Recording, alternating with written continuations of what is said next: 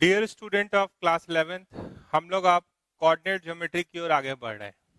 ठीक है, तो वहाँ सबसे पहले स्टार्ट होगा तो आएगा डिस्टेंस फार्मूला, फिर आएगा सेक्शनल फार्मूला। सारा टॉपिक का नाम लिख दे रहे हैं। उसके आगे बढ़ेंगे तो जो आप पढ़े थे सेंट्रोइड, इन सेंटर, सरकम सेंटर, ऑर्थो सेंटर, वो सब आ जाएगा। फिर आगे बढ़ेंगे तो आएगा shifting of origin, rotation of axis, locus. तो यहाँ पे क्या क्या पढ़ना है वो थोड़ा सा टॉपिक वाइज देख लीजिए। तो यहाँ पे हम लोग स्टार्ट करने जा रहे हैं कोऑर्डिनेट ज्योमेट्री 2D, 2 डायमेंशनल। ठीक है, तो सबसे पहला पार्ट आएगा जिसमें हम लोग बात करेंगे distance formula, sectional formula, internal division, external division, फिर सेंट्रोइड है, इन सेंटर, सरकम सेंटर। ठीक है, ऑर्थो सेंटर,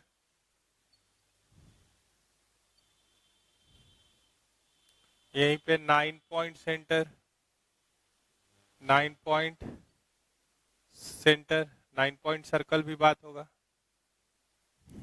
ठीक है, एक्स सेंटर।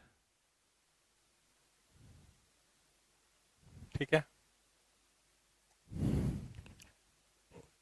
फिर आगे बढ़िएगा तो लोकस, फिर आगे बढ़िएगा तो shifting of origin, shifting of origin, फिर आगे बढ़िएगा तो रोटेशन ऑफ एक्सिस कुछ पढ़ेंगे। ठीक है, यहां तक बेसिक्स कवर होगा। किसका? ये सबको बोलते हैं बेसिक्स ऑफ कोऑर्डिनेट ज्योमेट्री। यह क्या कहलाएगा? Basics of coordinate geometry. ये सब चैप्टर 1 नाम दे देंगे और ये हो गया बेसिक्स ऑफ कोऑर्डिनेट ज्योमेट्री। ठीक है, इसके अंदर बेसिक्स के बाद जो पहला चैप्टर होगा वो है straight line. Straight line basics के बाद इसका चैप्टर नंबर 2 कर देते हैं। ऐसा सिलेबस के हिसाब से देखिएगा तो बेसिक्स को हटा दीजिए तो ये चैप्टर 1 होगा स्ट्रेट लाइन। नेक्स्ट जाएंगे तो पेयर ऑफ स्ट्रेट लाइन एक चैप्टर होगा, pair of straight line.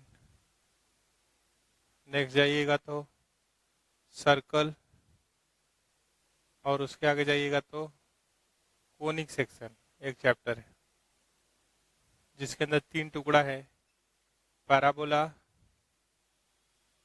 Ellipse और हाइपरबोला। ठीक है, तो ये 5 टुकड़ा है। इसको आप 3 चैप्टर में काउंट कीजिएगा तो ये 5 से 7 हो जाएगा। एक हो गया बेसिक्स के अंदर इतना सारा बात करना है। अब लोकस पढ़ने के लिए भी स्ट्रेट लाइन का जरूरत पड़ेगा, तो हो सकता है कि बेसिक्स में थोड़ा सा करके फिर हम लोग स्ट्रेट लाइन में आए तब फिर 10% लोकस का खत्म करें। ये इस पे सवाल ज़्यादा आता है। ठीक है, हो सकता है कि रोटेशन ऑफ एक्सिस के लिए हम लोग पहले कुछ रिजल्ट से क्वेश्चन बनाना सीख लें और उसके बाद फिर हम लोग उसको प्रूफ करें। जो रिजल्ट यूज करेंगे उसको बाद में प्रूफ कर ले, तो ये सब थोड़ा जर्क देगा। ये सब नाम तो आप सुन चुके हैं प्रॉपर्टीज ऑफ ट्रायंगल में, centroid, incentre, circumcentre, orthocentre. उसी तरह एक टर्म और ले आएंगे 9 पॉइंट सर्कल, एक सेंटर भी आप सुन चुके हैं। और डिस्टेंस फार्मूला, सेक्शनल फार्मूला तो पुराना है, फिर भी स्टार्टिंग से लेंगे। तो इस तरह से हम लोग यहाँ तक चलेंगे तो कोऑर्डिनेट ज्योमेट्री खत्म हो जाएगा हमारा। तो एक बड़ा काम है, इसको जितना कोऑर्डिनेट ज्योमेट्री को रिलेटिवली मैथ्स का जितना भी पार्ट है उसमें आसान माना गया है, स्टूडेंट के सर्वे के बेसिस पे बोल रहे हैं, ठीक है। तो यहाँ से अगर मान लीजिए 25 क्वेश्चन वहाँ दिख रहा है जेईई मेन में, तो यहाँ से आपको 5 सवाल मिलेगा, ठीक है। 5 सवाल मिलेगा, उसमें आप 5 का 5 अटेम्प्ट कीजिएगा और सही भी हो जाएगा, ठीक है। ये एकदम से समझिए तो केक वॉक होगा, इस पे चलना आसान होगा। तो इस पे कुछ भी चांस मत लीजिए, इसको आप जो भी थोड़ा बहुत जर्क देने वाला है, जैसे लोकस है तो बहुत बेसिक लाइन, लेकिन यहाँ बहुत तरह का सवाल होता है, तो उसमें नंबर ऑफ क्वेश्चंस बढ़ाएंगे। रोटेशन ऑफ एक्सिस, तो पहले फॉर्मूला समझ के चीज़ों को क्या कीजिए, क्वेश्चन पहले बना लीजिए, डेरिवेशन रोटेशन ऑफ एक्सिस का रिजल्ट कहाँ से आया वो बाद में कर लीजिए, तो आपका जीवन आसान होता चला जाएगा। चलिए तो हम लोग स्टार्ट करते हैं बेसिक्स ऑफ कोऑर्डिनेट ज्योमेट्री। मिटा रहे इसको, थोड़ा बहुत वेक्टर आपको पता होगा, तो थोड़ा वेक्टर यूज करेंगे तो डेरिवेशन करना आसान हो जाएगा।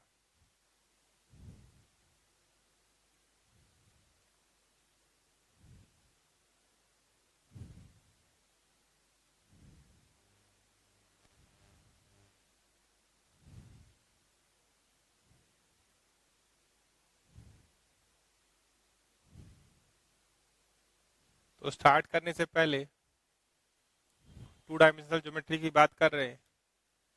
मान लीजिए सबसे पहले आता है कोऑर्डिनेट। आप जानते हैं ये पॉजिटिव एक्स एक्सिस है, ये पॉजिटिव वाई एक्सिस है, ठीक है। तो यहाँ पे अगर कोई पॉइंट है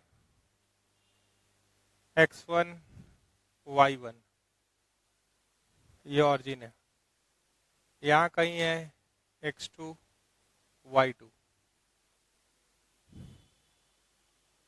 सबसे पहले हम जाना चाहते हैं डिस्टेंस फॉर्मूला, ठीक है। अगर आपसे बोले कि ये पॉइंट P है और ये पॉइंट Q है, तो OP थोड़ा सा टेढ़ा हो रही है,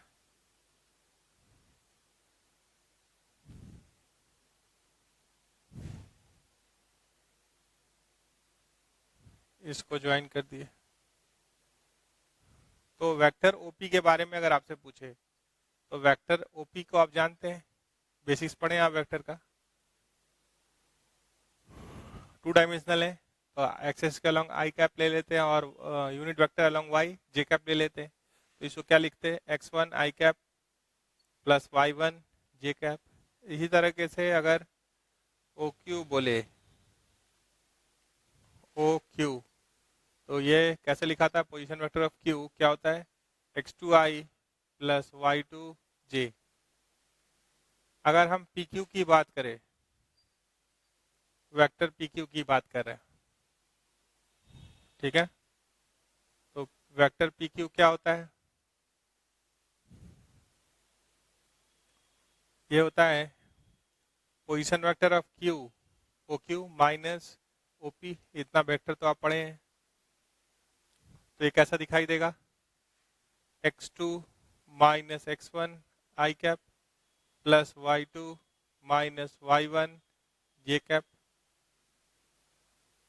और मॉड PQ बोले तो ये क्या होता है, लेंथ ऑफ लाइन सेगमेंट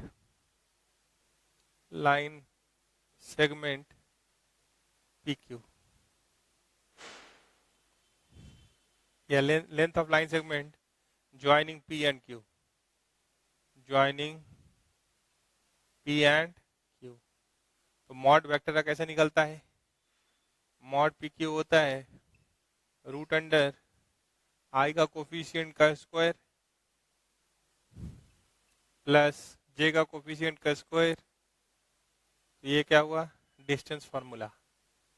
अगर 2 पॉइंट है x1 y1 x2 y2, तो डिस्टेंस बिटवीन देम क्या होगा, root under x2 minus x1 का square plus y2 minus y1 का स्क्वायर। चलिए आगे,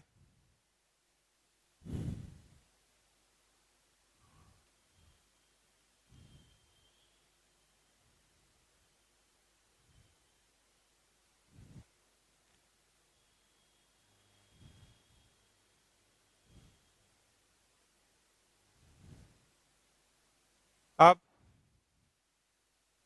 थोड़ा सा पैरेलल वेक्टर की बात कर रहे हैं, इसकी बात कर रहे हैं, पैरेलल वेक्टर या कोलिनियर वेक्टर।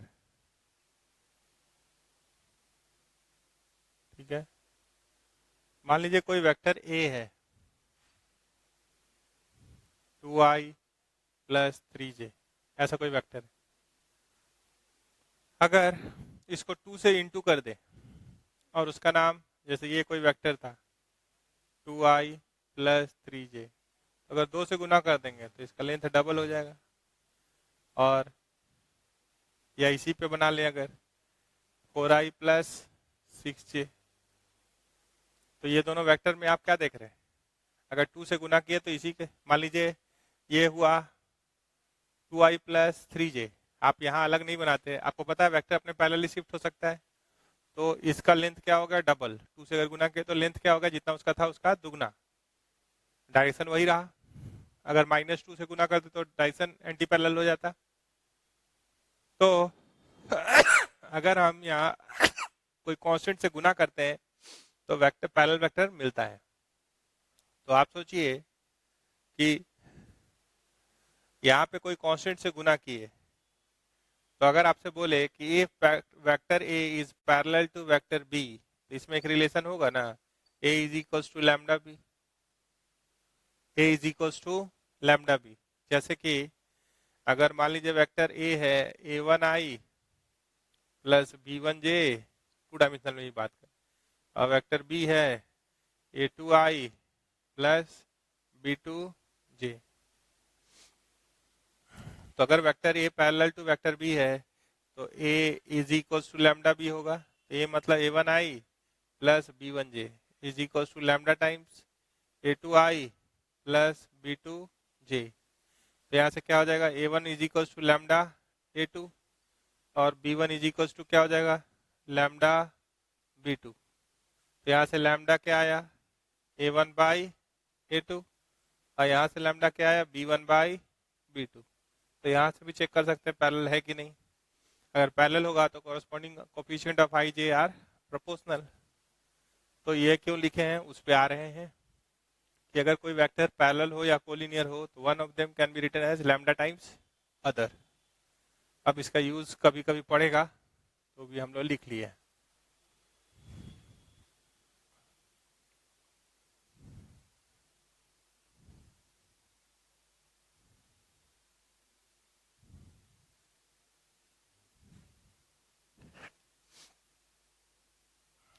चलिए आगे, अब हम लोग बात कर रहे हैं सेक्शनल फॉर्मूला। सेक्शनल फॉर्मूला, और सेक्शनल फॉर्मूला में सबसे पहले लेके आ रहे हैं इंटरनल डिवीजन। इंटरनल डिवीजन का मतलब क्या होता है वो भी बात कर देंगे।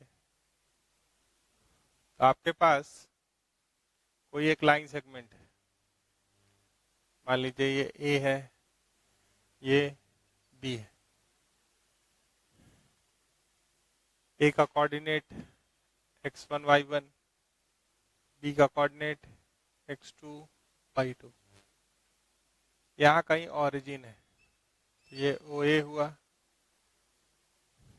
यहाँ एक पॉइंट सी है जो इसको डिवाइड करता है इन द रेशियो ऑफ λ/1, जो इसको डिवाइड करता है इन द रेशियो ऑफ λ/1। ये पॉइंट क्या है, सी। तो आप इसको ज्वाइन कर दिए, इसको ज्वाइन कर दिए, ठीक है। तो आप बताइए ए सी, डायरेक्शन सेम रख रहे हैं, A C vector by C B vector is equal to λ/1 आ रहा है, दे आर कोलिनियर वेक्टर। या A C is parallel to C B है, और वो रेशियो कैसे माने हैं, λ/1, तो लिख सकते हैं। तो यहाँ से क्या आया, A C is equal to lambda times C B. और वो भी लिखने से पहले आप बताएंगे अगर थोड़ा सा ओ ए के बारे में, मान लीजिए इसको अगर हम x, y बोल देते, ठीक है। तो ओ ए के बारे में अगर बोले तो क्या बोलिएगा, x1i plus y1 j। OC के बारे में बोले, वो ऑरिजिन है, वो क्या है, ऑरिजिन। तो ये क्या आएगा, xi प्लस yj। और OB के बारे में बोले तो क्या बोलेगा, x2i प्लस y2j। ठीक है। तो इंटरनल डिवीजन बोले हैं, इंटरनल डिवीजन का मतलब है कि अगर ए भी एक लाइन सेगमेंट है तो within this line segment C exist करेगा जो उसको डिवाइड करेगा in the ratio of lambda is to 1। ठीक है। तो आगे चलिए, जब आप आगे चल रहे हैं ऐसा दिखाई दे रहा है तो ये क्या होगा, ओ सी माइनस ओ ए। सी मतलब क्या, position vector of C minus position vector of A. और सी बी मतलब क्या, position vector of B minus position vector of C is equals to lambda. ठीक है। तो आप अगर ध्यान हो तो इसको किसी समय में ओ ए को स्मॉल ए से भी रिप्रेजेंट कर देते, ओ बी को स्मॉल बी से भी रिप्रेजेंट कर देते, और ओ सी को स्मॉल सी से भी रिप्रेजेंट करते थे। तो हम क्या लिख सकते हैं, vector C minus vector A is equal to lambda times vector B minus vector C.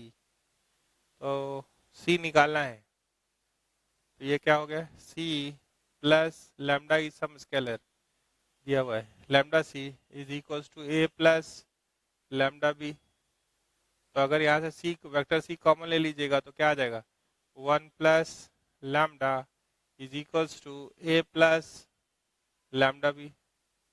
तो सी क्या हो गया, A plus lambda B by 1 plus lambda. तो आप याद कीजिए सी क्या है, यहाँ पे वैल्यू डाल दीजिए, सारा वैल्यूज असाइन कर दीजिए।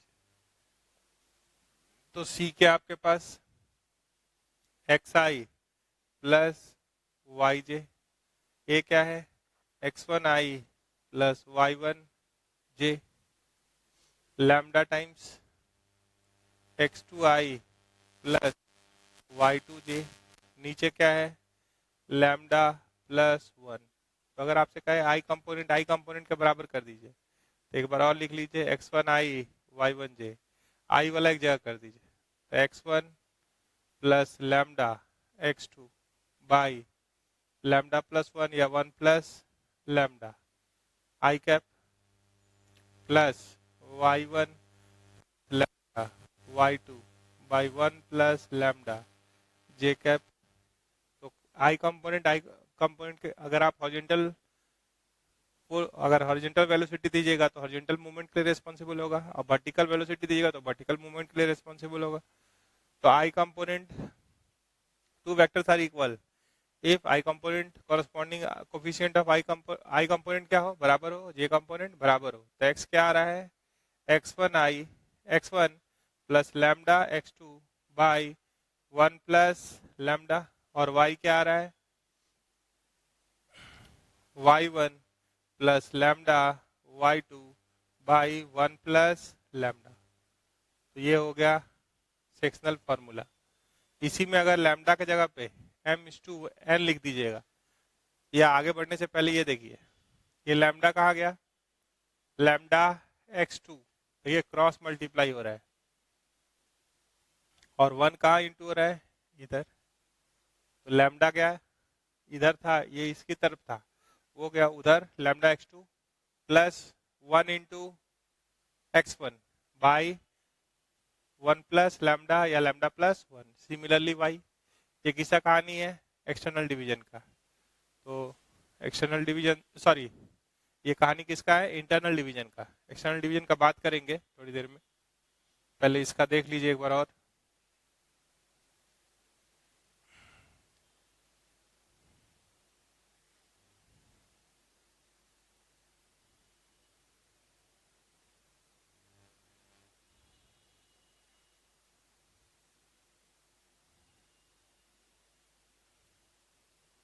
इंटरनल डिवीजन का मतलब है कि within that line segment point C exist करेगा, और वो पॉइंट अगर बाहर जाने लगे लाइन सेगमेंट से तो उसको कहते हैं एक्सटर्नल डिवीजन। तो आप क्या देखे ध्यान से, अब उतना वेक्टर को भी साइड करके क्या देखे, यहाँ ए है, यहाँ बी है, यहाँ एक पॉइंट सी है जो इसको डिवाइड करता है लैम्डा इज टू 1। तो यहाँ x1 y1 है, यहाँ x2 y2 है। तो सी का कोऑर्डिनेट x, y, तो x, y कैसे निकला, is equals to cross multiply lambda x2 plus 1 into x1 by lambda plus 1, फिर lambda y2 plus y1 by lambda plus 1। अगर आप लैम्डा इज टू 1 जो लिए हैं हम, इसको अगर आप m इज टू n बोलिएगा तो ही बनेगा।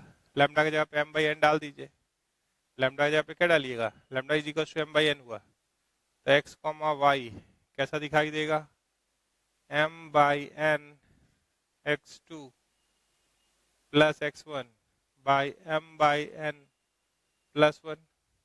यहाँ क्या दिखाई देगा, m by n y2 plus y1 by m by n plus 1। ये क्या हो गया, mx2 plus nx1 by m plus n। ये क्या हो गया, my2 plus ny1 by m plus n।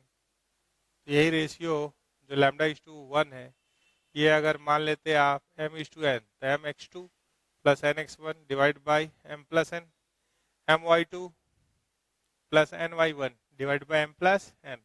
तो इससे हम लोग रेशियो निकाल लेते हैं। ठीक है, आगे चलेंगे।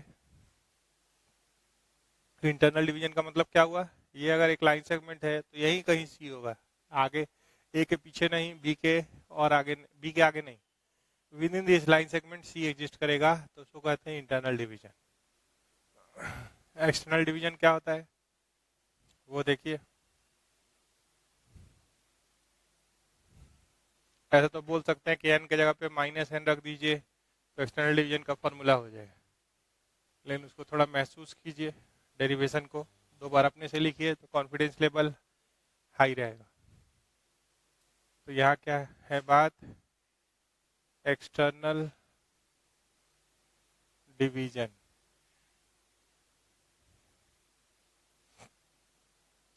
तो मान लीजिए ए है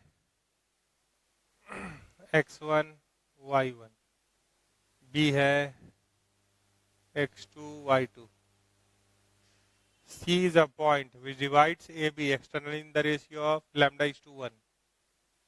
यहाँ एक पॉइंट C है जिसका कोऑर्डिनेट XY है। ये क्या हुआ, OA ऑरिजिन है, ये हुआ OB और ये हुआ OC।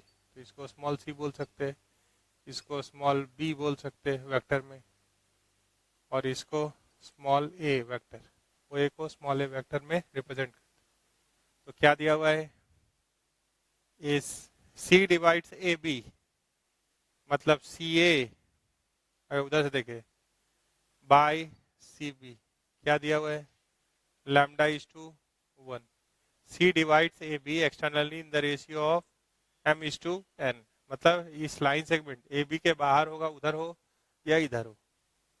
ठीक है, तो ये क्या है, CA बाय CB क्या है, लैम्डा इज टू 1। तो आप बताइए CA वेक्टर क्या होता है, OA माइनस OC, और CB वेक्टर क्या होता है, OB माइनस OC। क्या हुआ, लैम्डा इज टू 1। OA को आप क्या बोलते हैं, small a minus small c is equal to lambda times vector B minus vector C। तो C निकाला है, तो अगर इधर भेजेंगे, ठीक है, या इसको उधर भेज दे, C minus lambda C is equals to A minus lambda B। ठीक है, सी कॉमन आ गया, वेक्टर सी कॉमन हो गया, 1 minus lambda A minus lambda B, तो C is equals to A minus lambda B by 1 minus lambda. तो आप क्या देख रहे हैं, लैम्डा की जगह पे क्या आ गया, माइनस लैम्डा। अब इसमें अगर लैम्डा की जगह पे m बाई एन डालिएगा, ऐसे भी लिख सकते हैं, अगर -1 कॉमन ले लीजिएगा ऊपर नीचे दोनों से तो भी लिख सकते हैं। तो आप क्या देखें कि ए बी को डिवाइड किया था in the ratio of lambda is to 1, तो लैम्डा तो अब इसमें भी बचा हुआ है। सी क्या है, एक्स आई प्लस वाई जे, ए क्या है, x2i, नहीं, ए है x1i प्लस y1 जे माइनस लैम्डा, बी है x2i plus y2 J by 1 minus lambda. तो आई कंपोनेंट को आई कंपोनेंट के बराबर कीजिए, तो x क्या आया, x is equals to x1 यहाँ से lambda x2 by 1 minus lambda, और y जे कंपोनेंट बराबर कीजिए, तो y आया y1 minus lambda y2 by 1 minus lambda, ऐसे। ठीक है, तो x और y आपको मिल गया। तो अगर पहले याद किए हो इंटरनल डिवीजन का, तो क्या था वो, x1 plus lambda x2 by 1 plus lambda. अगर लैम्डा की जगह पे m बाई एन आप डालेंगे तो क्या दिखाई देगा, nx1 माइनस m x2, नीचे n माइनस m आ जाएगा। If lambda is equals to m by n, तो x कैसा दिख रहा है, x1 minus m by n x2 by 1 minus m by n, तो ये क्या हो गया, बराबर nx1 minus mx2 by n minus m, एक -1 कॉमन ले लीजिए ऊपर नीचे दोनों से, mx2 minus nx1 divided by m minus n। Similarly y क्या हो जाएगा, my2 similarly y my2 plus ny1 by m minus n। ठीक है, तो ऐसे हम लोग डिस्टेंस फार्मूला और सेक्शनल फार्मूला देखे, और आगे चलते हैं, इसको मिटा रहे हैं। इंटरनल डिवीजन एक्सटर्नल डिवीजन देखे, तो n की जगह पे क्या आ गया, -n, ये लैम्डा की जगह पे क्या आ गया, माइनस लैम्डा। तो इंटरनल डिवीजन वाला फार्मूला कन्वर्ट हो सकता है एक्सटर्नल डिवीजन में। कभी अगर नहीं पता हो कि इंटरनल डिवीजन है कि एक्सटर्नल डिवीजन, रेशियो निकालना है, आप ले लीजिए लैम्डा इज टू 1, लैम्डा का वैल्यू पॉजिटिव आएगा तो इंटरनल डिवीजन, नेगेटिव आएगा तो एक्सटर्नल डिवीजन।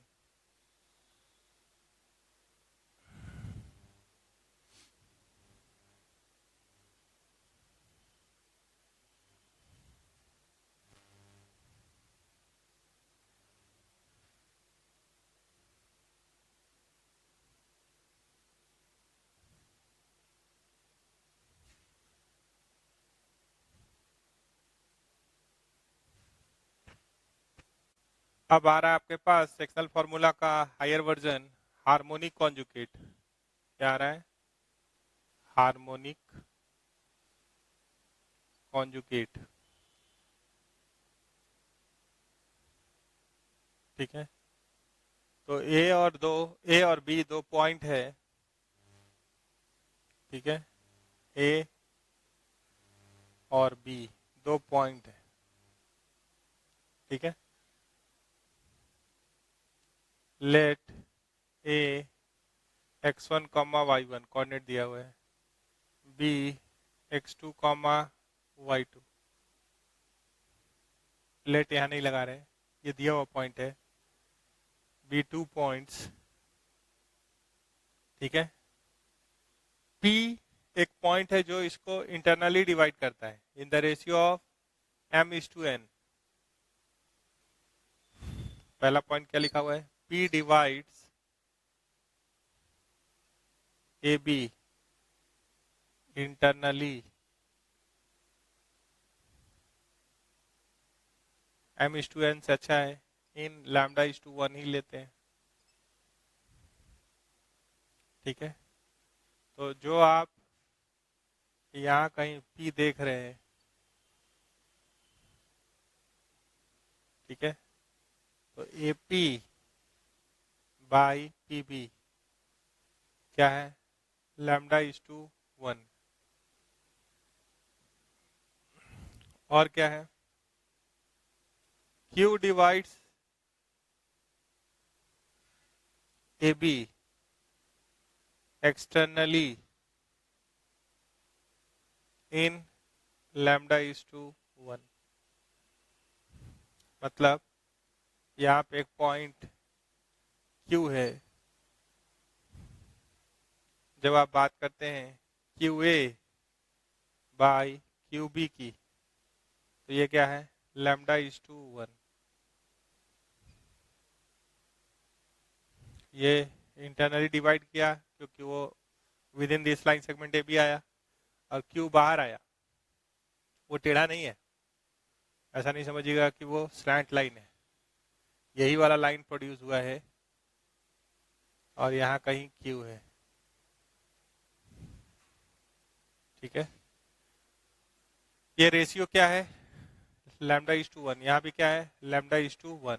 एक डिवाइड करता है इंटरनली, दूसरा डिवाइड करता है externally in the same ratio. Then P and Q are called P and Q are harmonic conjugate of each other। conjugate of each other। अगर बोलेगा P का हार्मोनिक कॉन्जुगेट तो Q का हार्मोनिक कॉन्जुगेट तो P। ठीक है, और एक बात यहीं पे जानिए कि एक साइड से चलिए, AP comma AB comma AQ are in HP मतलब हार्मोनिक प्रोग्रेशन होता है। ठीक है, यानी इसका रेसिप्रोकल किसमें होगा? 1/AP 1/AB 1/AQ are in AP AP मतलब अर्थमेटिक प्रोग्रेशन। पढ़ें आप, यानी यहाँ से एक और रिजल्ट लिख सकते हैं कि 2/AB is equals to 1/AP plus 1/AQ। ठीक है, तो यहाँ पे इंफॉर्मेशन बस इतना ही है कि P divides AB internally in the ratio of λ/1। Q divides AB externally in the ratio of λ/1। ये रेशियो सिर्फ दिया हुआ है। तो ये बात मान लीजिए अगर प्रूफ करना पड़े तो कैसे प्रूफ कर सकते हैं आप, ये सोचिए। यहाँ क्या है?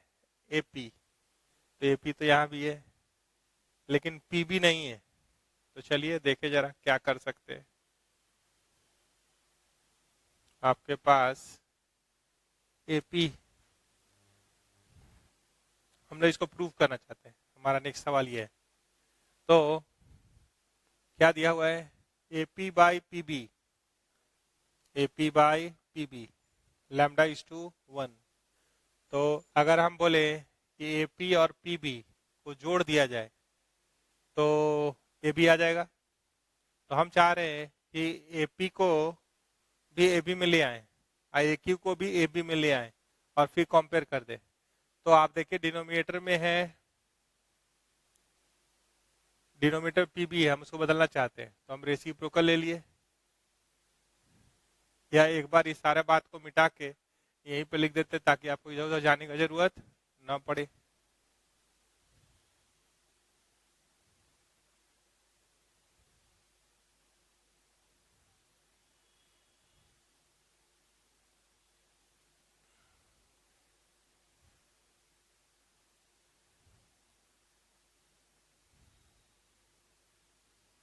देखिए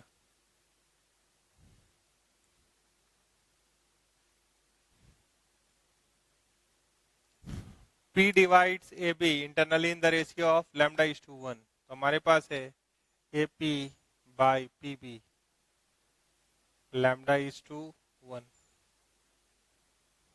क्वेश्चन क्या है? Prove that,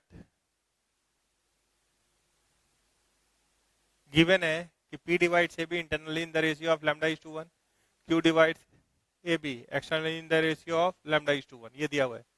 prove that twice of AB is equals to 1 by AP plus 1 by AQ, ऐसा कुछ लाना है।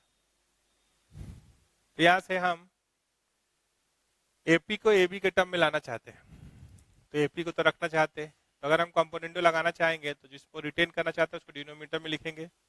तो हम रेसिप्रोकल ले लिए, PB को ऊपर कर दिए, तो इधर रेसिप्रोकल लिए तो इधर भी एक जोड़ दें, तो न्यूमरेटर प्लस डिनोमिनेटर AB है। देखिए PB प्लस AP क्या होगा? AB, यहाँ क्या है? AP 1 plus lambda by lambda,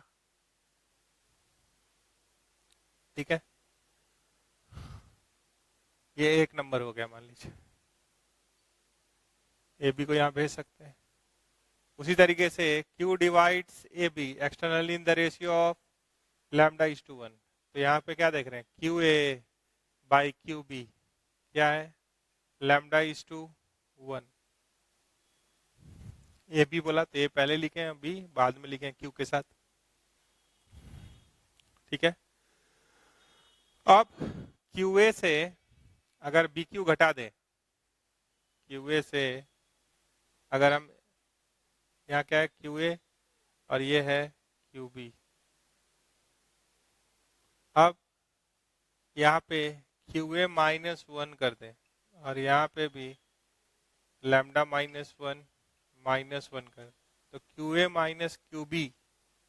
अच्छा, इससे भी काम नहीं चलेगा। ध्यान से देखिए, किसको रिटेन करना है? इसको रोक रहे हैं। क्यों रोक रहे हैं? क्योंकि हमको चाहिए AQ, तो AQ को बचाना है, तो यहाँ पे चेंज करें तो AQ ही बदल जाएगा, तो यहाँ पे ऐसे नहीं किए। देखिए हम इसका रेसिप्रोकल ले लिए, QB QA, ये क्या आ गया? 1 बाई लैम्डा। अब QB से QA अगर घटाएंगे तब तो QA बड़ा है, तब तो माइनस आ जाएगा। एक काम कर सकते हैं कि ठीक है भाई, एक -1 कर लेते हैं, तो QB QA यहाँ एक -1 कर लिए और इधर भी एक -1 कर लिए। QB माइनस QA तो क्या होगा? माइनस AB होगा, तो ये क्या बन गया? माइनस AB, क्योंकि वो बड़ा है, लेंथ का बात कर रहे हैं, माइनस AB का लेंथ। और यहाँ क्या हो गया?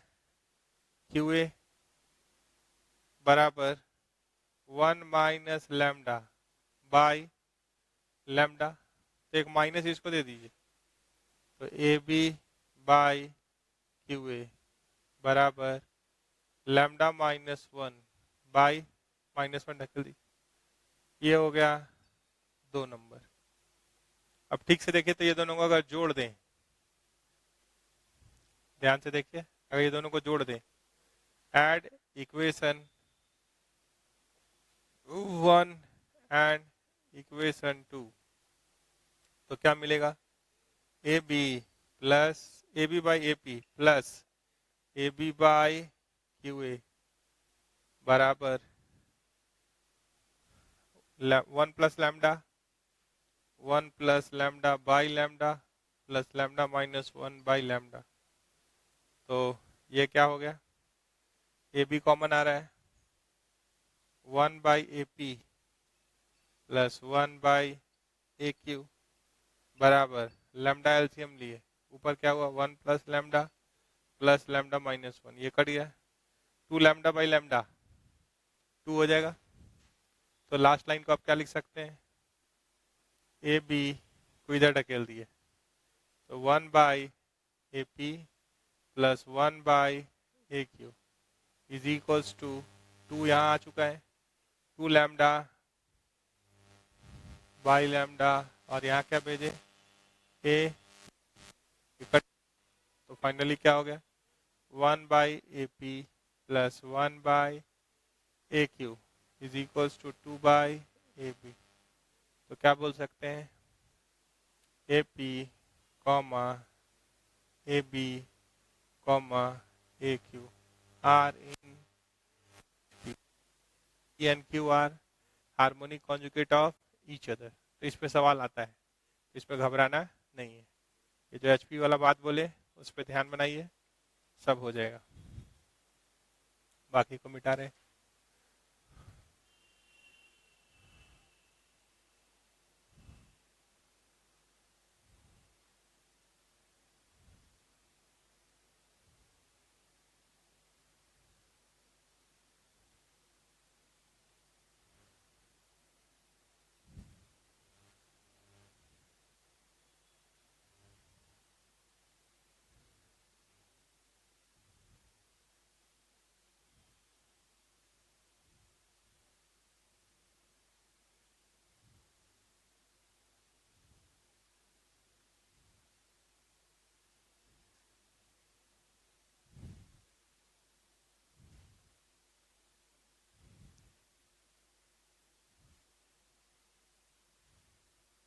ध्यान दीजिएगा, अगर कभी कोई बोले मिड पॉइंट, एक्सेल फॉर्मूला का ही बात हो रहा है, मिड पॉइंट का बात, तो ये तो आप जानते ही हैं। ए अगर हुआ x1 y1, बी हुआ x2 y2, अगर मान लीजिए ये मिड पॉइंट है m, तो ये रेशियो क्या होगा 1:1, 1:1। तो 1 इंटू मान लीजिए x कॉमा y, तो x क्या हो जाएगा 1 into x1, 1 into x2 by 1 plus 1 2, और y क्या हो जाएगा y1 प्लस y2 बाई 2। ठीक है, अगर बात करेंगे यहीं पे सेंट्रोइड का, इसका बात कर दें, सेंट्रोइड का बात पहले कर दें। तो मान लीजिए कोई ट्रायंगल होगा, कोऑर्डिनेट दिया हुआ है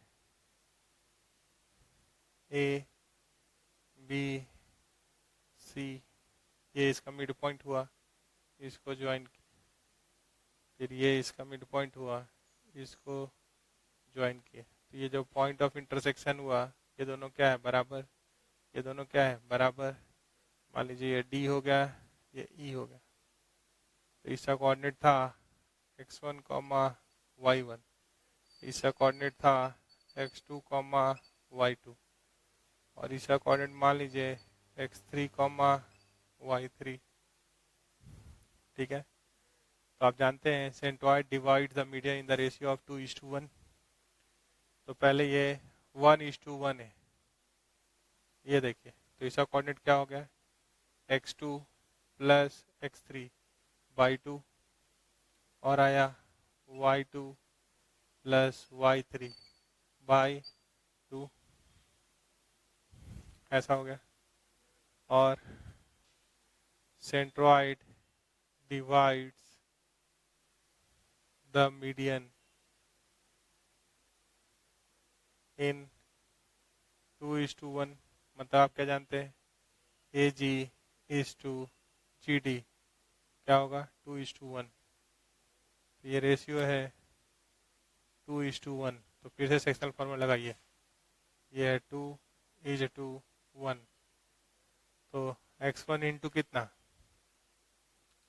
1 इंटू x1 क्रॉस मल्टीप्लाई होता है, तो g का कोऑर्डिनेट निकाल रहे हैं।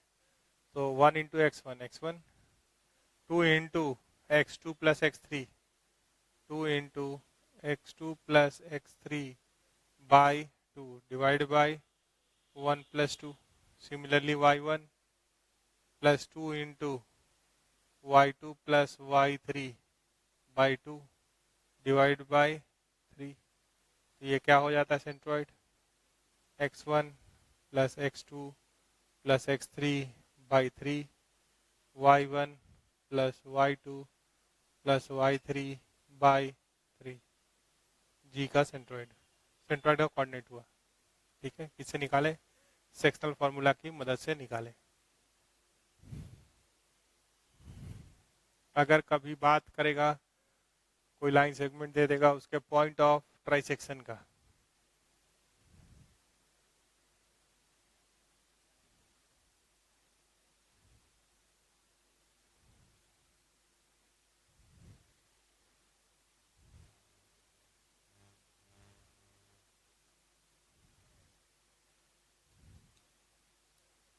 अगर बात करें कभी पॉइंट ऑफ ट्राइसेक्शन का,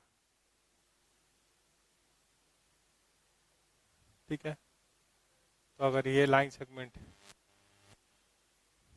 ए x1 y1 B x2 y2, तो ऐसा पॉइंट जो उसको एक तिहाई टुकड़ा में तोड़े, टोटल का एक तिहाई के टुकड़ा में, तो अगर रेशियो देखिएगा तो एक पॉइंट यहाँ हो सकता है जो इसको तोड़े 1:2 में, या ए x1 y1 B x2 y2, एक पॉइंट यहाँ हो सकता है जो इसको तोड़े 2:1 में, तो उस पॉइंट को बोलते हैं, ये दोनों पॉइंट को बोलते हैं पॉइंट ऑफ ट्राइसेक्शन। तो अगर ऐसा होगा तो P और Q का कोऑर्डिनेट अगर चाहिए तो P क्या कोऑर्डिनेट क्या हो रहा है, x2 plus 2x1 by 3, y2 plus 2y1 by 3, Q का coordinate x1 plus 2x2 by 3, y1 plus 2y2 by 3, तो दो पॉइंट ऑफ ट्राइसेक्शन हो सकता है। बोलिएगा ट्राइसेक्शन बोल रहा है 1:2 का रेशियो ले रहे हैं, तो अगर हम लोग इसको देखें तो टोटल का 1/3 है ना, ये 1:2 है, ये दोनों का जोड़ ए, ऐसे अगर देख रहे हैं A P by P B, तो 1:2 आ रहा है।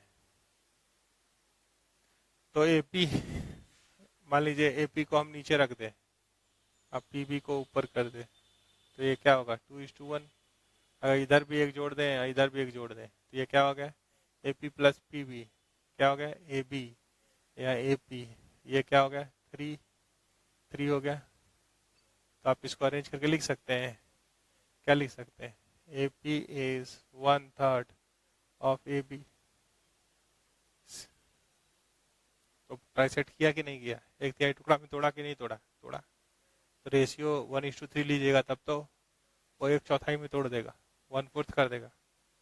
यहाँ क्या लेना होगा 2:1 या 1:2, ये दोनों आएगा। ठीक है,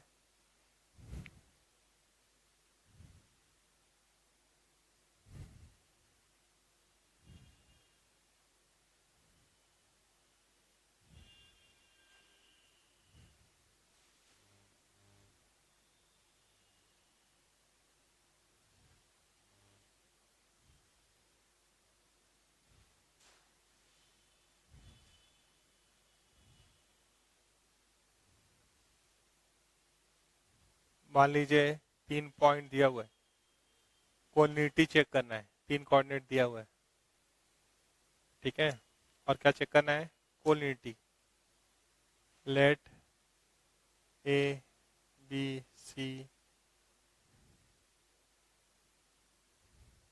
ए कोऑर्डिनेट भी दे दे रहे हैं, ए x1 comma y1 B x2 comma y2, किसका बात करें कोलिनिटी, जो पढ़े हैं उतना ही से, और एक दो पॉइंट तो हमेशा कोलिनियर होता है, सी x3 comma y3 are collinear, तो ये कौन सा कंडीशन सेटिस्फाई करेगा,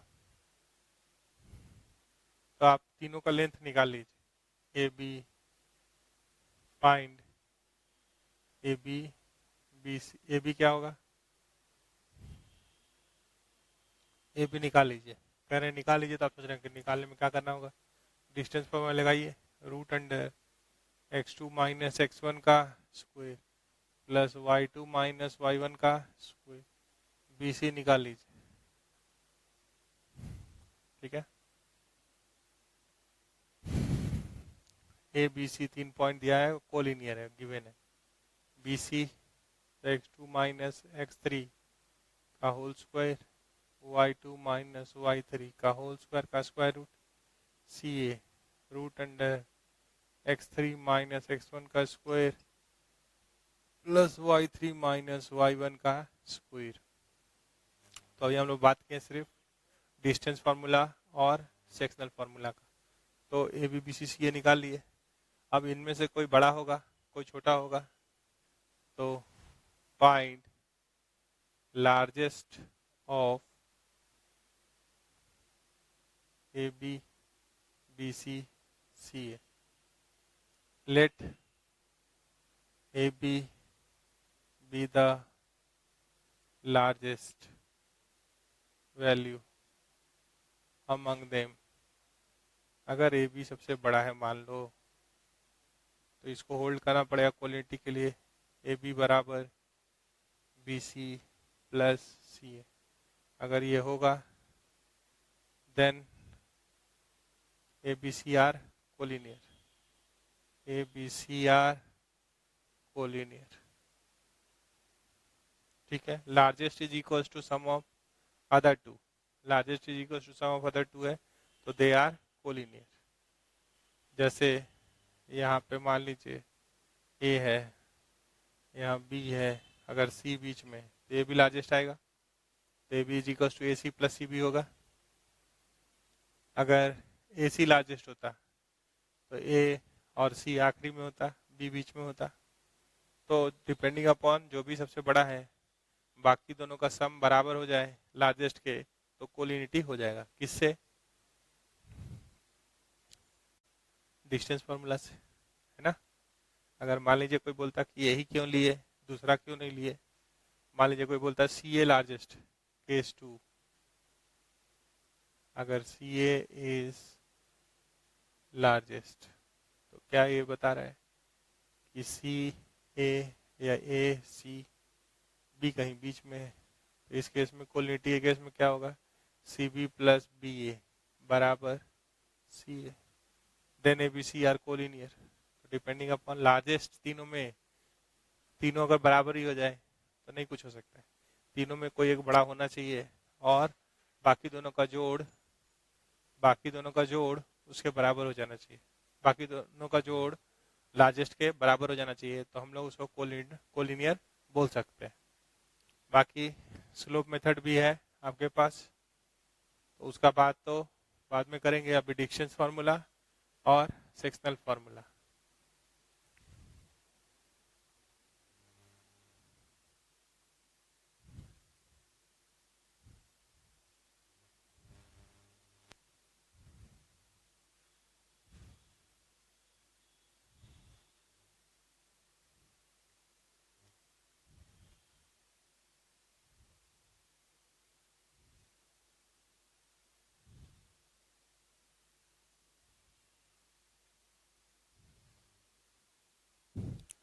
अब हम लोग कुछ सवाल लेने जा रहे हैं, जैसे कि डिस्टेंस फार्मूला और सेक्शनल फार्मूला का। तो कुछ सवाल यहाँ लिखे हैं, 7 सवाल लिखे हैं।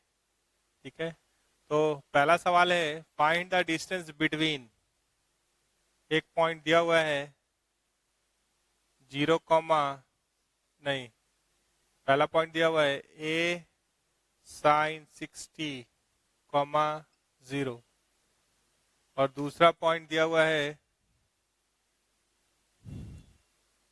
0, a cos 30। तो डिस्टेंस फॉर्मूला लगा दीजिए। ए बी का लेंथ चाहिए, तो A B is equals to, आप जानते हैं रूट अंडर, इसको अगर x1 y1, इसको x2 y2 बोल दें, तो क्या फॉर्मूला होता है? x2 माइनस x1 का square plus y2 minus y1 का स्क्वायर। ये हो गया root under 0 minus a sine 60 का square plus a cos 30 minus 0 का स्क्वायर। ये क्या हो गया, a स्क्वायर साइन 60 होता है √3/2, 3 बाई, तो इसको अरेंज कर दें 3a square by 4 plus a square cos 30 भी √3/2 का स्क्वायर, तो 3/4, तो ये क्या हो गया 3/2, ये हो गया रूट अंडर 3/2 a स्क्वायर। तो आप इसको लिख सकते हैं √3/2 रूट अंडर 3/2 मॉड ए। अगर ए पॉजिटिव की तरह देखेंगे तो ए भी लिख सकते हैं। अब अगर इरेशनल अगर नहीं चाहिए तो आप क्या कर सकते हैं, इरेशनल नहीं चाहिए तो √2 से इंटू कर सकते हैं। तो आप इसको लिख सकते हैं √6 मॉड ए बाई 2 आंसर। तो ऐसे ही करके आपको क्वेश्चन नंबर 2 से 7 तक बनाना है। ये सारा बनेगा, जैसे डिस्टेंस फार्मूला यहाँ से ज़्यादा देख रहे हैं, फिर सेक्शनल फार्मूला है, तो जो पढ़ाई हुआ है उसी से होमवर्क दिया गया है। क्वेश्चन नंबर 7 तक बनाइए, ठीक है, कोई दिक्कत किसी में नहीं आएगा। बाकी बात हम लोग नेक्स्ट क्लास में करेंगे। Thank you.